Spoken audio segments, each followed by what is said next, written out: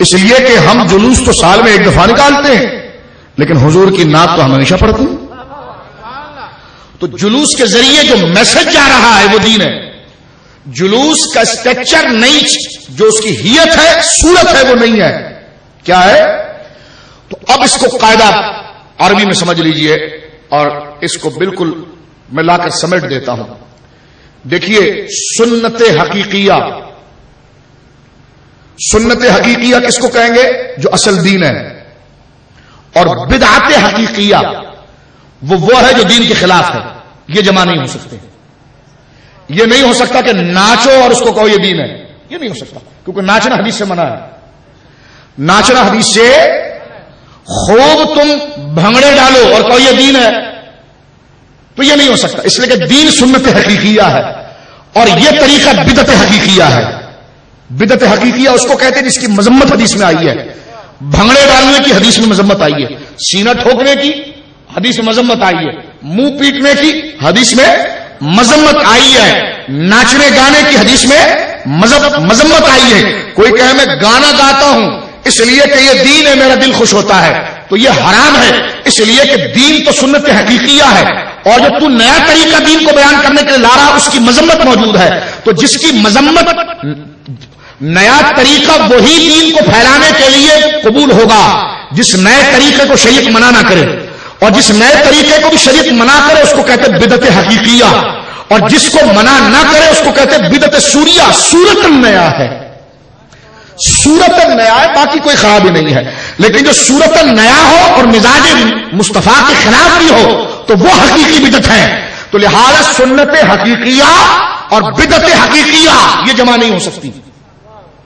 یہ جمع کہ تم بھنگڑے ڈال کر کہو ہم حضور کی محبت منا رہے ہیں، تو یہ نہیں ہو سکتا، کیونکہ حضور کی محبت دین ہے، اور یہ بھنگڑا جو ڈال ہے اس کو بھی حضور نے منع کیا ہے۔ تو دین حرام اور حلال جمع نہیں ہو سکتے۔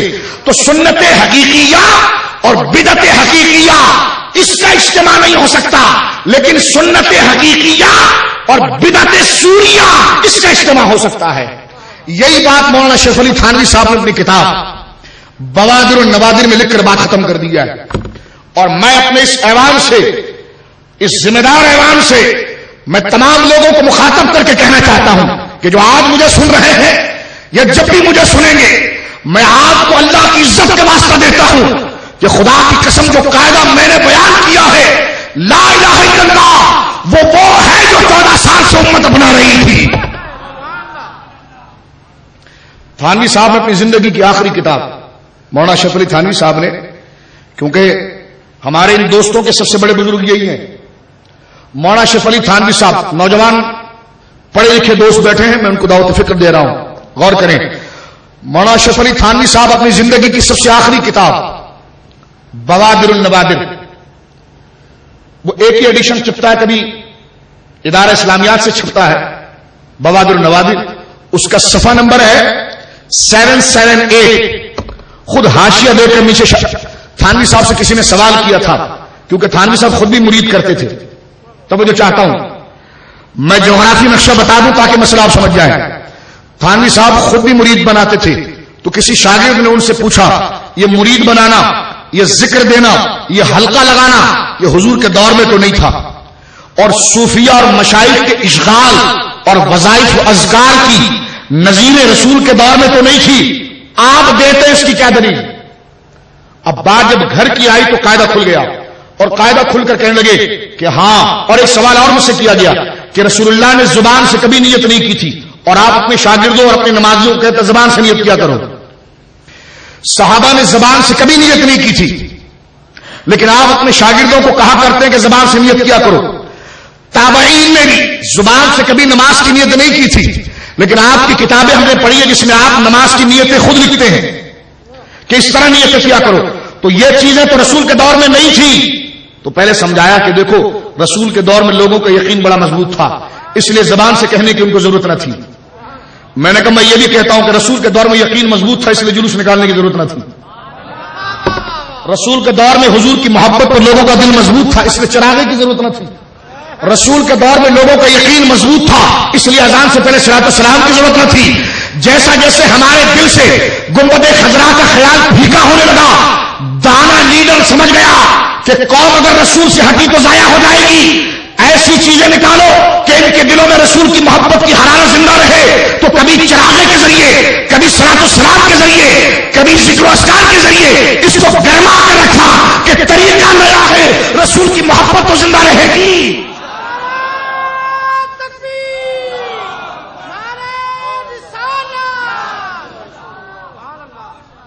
سمجھے آپ؟ تو تھانوی صاحب خود کہتے ہیں کہ اس دور میں لوگوں کا دل مضبوط تھا، زبان سے نیت جو آپ کرتے ہیں، نیت کرتا ہوں میں 2 رکعت نماز فجر، پیچھے سے امام صاحب کے منہ میرا کعبہ شریفی کی طرف اللہ اکبر، ناجائز نہیں ہے، یہ ناجائز نہیں ہے، ہمارے علماء نے مستحب لکھا ہے۔ اگر مستحب ہے تو رسول نے تو نہیں کیا تھا، اگر مستحب ہے تو صحابہ نے تو نہیں کیا تھا، تابعین نے نہیں کیا تھا۔ اس کا جواب یہ دیا ہے کہ اس دور میں لوگوں کا دل بڑا مضبوط تھا اللہ سے، اس لیے کہ ان کو پتا ہوتا تھا کہ میں نماز پڑھنے جا رہا ہوں۔ ہمارے دور میں لوگوں کے دلوں سے ایمان کی قدریں اور دین کی محبت کم ہونے لگی، اس لیے ان کو یاد دلانے کے لیے کہ زبان سے بھی کہو تاکہ تمہیں ہوش رہے کہ تم کہاں آئے ہو۔ تو کہا مانا کہ زبان سے طریقہ رسول اللہ ثابت نہیں، طریقہ نیا ہے، خود کہتے ہیں بدعت سوریہ ہے، لیکن جا تو سنت حقیقیہ رہی ہے۔ خود صفحہ نمبر 778 778 پر بوادر النوادر کے اندر تھانوی صاحب نے فیصلہ کیا، میں 1001% ان کے ساتھ ہوں۔ آپ بھی ہاتھ اٹھا کر کہیں، میں کہتا ہوں 1001% میں ان کے ساتھ ہوں۔ مفتی نعیم کو میں اس ایوان سے چیلنج کرنا چاہتا ہوں، کل جو انہوں نے پریس کانفرنس کر کے پوری اہل سنت پر جو الزام لگایا ہے، میں کہتا ہوں تمہارے اکابر کے لیے تم نے مدرسے کھولے ہو، کاش تم اپنے مولویوں کی کتابیں پڑھتے تو ہمارے خلاف پریس کانفرنس کبھی نہ کرتے۔ اسد تھانوی صاحب نے کل میلاد اور جلوس پر بہت تبرہ کیا، لیکن میں نے کہا کیا رہ جاتا ہے جب تھانوی صاحب یہ لکھ گئے تو کم سے کم پڑھے تو صحیح۔ میں دعوت فکر دے رہا ہوں، میں دعوت فکر دے رہا ہوں۔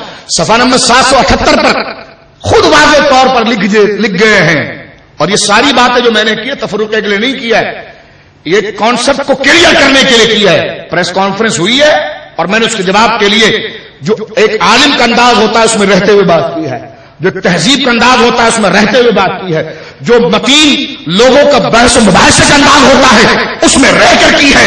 اختلاف انسان کے ساتھ لازم ملزوم ہے، جو اختلاف کو سنبھالنے اور اس سے اصلاح کی غرض کے لیے جو اچھے تقاضے ہیں اس کے دائرے میں رہ کر میں نے گفتگو کی ہے کہ کاش اگر آپ تھانوی صاحب کو پڑھ لیتے تو نہ چراغے پر فتویٰ لگاتے نہ جلوس پر فتویٰ لگاتے۔ میں دعوت فکر دے رہا ہوں، جو کتاب تھی میں نے نام بگاڑ کر نہیں کہا، وہی کہا، جو تھانوی صاحب کا نام تھا میں نے وہی لیا، جو آپ کا نام تھا میں نے وہی لیا، جو آپ کی پریس کانفرنس تھی وہی لیا، جو پرانے طریقے کے لوگوں کا طریقہ ہے دعوت فکر دینے کا وہی لوگوں نے استعمال کیا ہے۔ اب اگر کوئی کہے شاہ صاحب آپ خلاف بول رہے ہیں تو میں کہتا ہوں خدا کو تو جواب دے گا، کیونکہ جو چیز واضح کرنے کا طریقہ ہے، اختلاف 2 ڈاکٹروں میں ہو جاتا ہے، 2 بھائیوں میں ہو جاتا ہے، تہذیب کے متین لوگوں کے اندر ہو جاتا ہے، لیکن اختلاف کا معنی گالی دینا نہیں ہوتا ہے، اس غلطی کو اجاگر کرنا ہوتا ہے۔ یہ غلطی کی آپ نے اس کی اصلاح کر لے، تو میں اس غلطی کی نشاندہی کر رہا ہوں، میں اس غلطی کی نشاندہی کر رہا ہوں۔ تھانوی صاحب کہتے ہیں، مولانا شریف علی تھانوی صاحب لکھتے ہیں بوادر النوادر میں کہ پیارے تو مجھ سے یہ پوچھتا ہے کہ زبان سے نیت کرنا کیسا ہے، تو کہا دیکھ طریقہ تو نیا ہے، یعنی بدعت سوریہ، کیونکہ نئے کو بدعت کہتے ہیں، سوریہ سورت کو کہتے ہیں، یعنی نئی سورت تو ہے۔ وہ کہتے ہیں سنت حقیقیہ اور بدعت حقیقیہ یہ جمع نہیں ہو سکتی۔ ہم نے کہا بالکل ٹھیک ہے۔ اس کی مثال کیا ہے؟ کوئی ناچ رہا ہو بال کھول کر، بڑے بڑے بال کندھوں سے نیچے کیے ہوئے ہیں، سرکار نے کندھے سے بال نیچے کرنے کو منع فرمایا ہے، ناچنا منع فرمایا ہے۔ اب اگر کوئی ناچ کر کہے میں میلاد منا رہا ہوں تو یہ ناجائز ہے، اس لیے کہ میلاد تو دین ہے اور یہ تیرا انداز حرام ہے، حرام حلال جمع نہیں ہو سکتا، دین اور بے دینی جمع نہیں ہو سکتی۔ اسی کو وہ لکھتے ہیں کہ سنت حقیقیہ، اسی مفہوم کو پیش کرتے ہیں اس لفظ میں کہ سنت حقیقیہ جو دین ہے اور بدعت حقیقیہ جو حرام کام ہے، یہ دونوں جمع نہیں ہو سکتے۔ میں نے کہا میں آپ کے ساتھ ہوں۔ پھر وہ کہتے ہیں کہ زبان سے نیت کرنا، زبان ہلا کے چند لفظ بولنا، اللہ کے رسول نے منع تو نہیں کیا تھا، صحابہ نے منع تو نہیں کیا تھا، لیکن اچھا ہے دل کی ترجمانی ہو رہی ہے، اچھا ہے وعدے عہد وفا کی تجدید ہو رہی ہے، اچھا ہے کہ بندے کا شعور دوبارہ اپنے وعدے کو وہ دوہرا رہا ہے، تو کہتے ہیں طریقہ تو نیا ہے لیکن بات تو پرانی جا رہی ہے۔ تو اس کو وہ اس جملے میں لیتے ہیں بدعت سوریہ، یعنی نئی صورت والا کام ہے۔